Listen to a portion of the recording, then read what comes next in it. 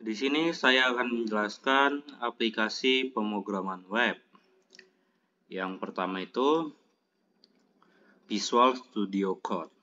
Visual Studio Code atau yang biasa disingkat VS Code adalah editor kode yang sumber populer yang dikembangkan oleh Microsoft untuk Windows, Linux, dan MacOS. Ya, fitur dan kegunaannya itu yang pertama navigasi file dan folder. Yang kedua itu ada debugging. Debugging di VS Code menyediakan debugger terintegrasi untuk berbagai bahasa pemrograman. Anda dapat menetapkan breakpoint, melihat variabel, dan melakukan langkah demi langkah untuk mendebug kode. Yang ketiga itu ekstensi dan marketplace. Keempat itu ada IntelliSense. Fungsi ini memberikan saran otomatis, penyelesaian kode, dan dokumentasi seiring penulisan kode membantu meningkatkan produktivitas.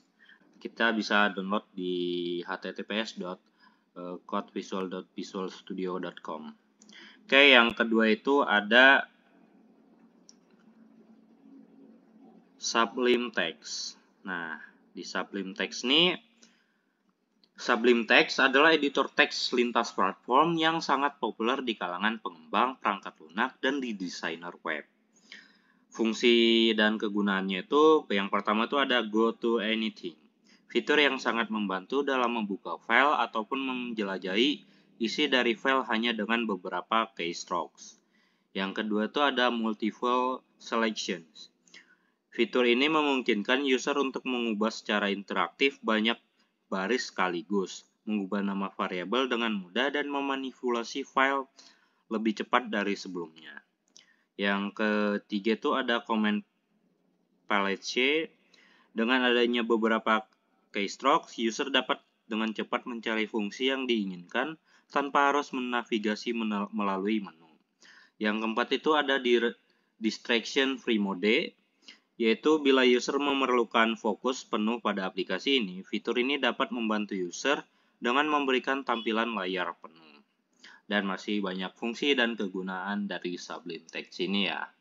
Sumber downloadnya itu kita bisa download di https://www.sublimetext.com.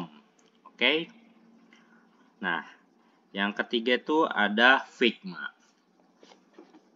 Figma adalah salah satu tools atau aplikasi desain yang dapat digunakan pada Windows dan MacOS untuk membuat prototipe aplikasi serta berbagai desain lainnya.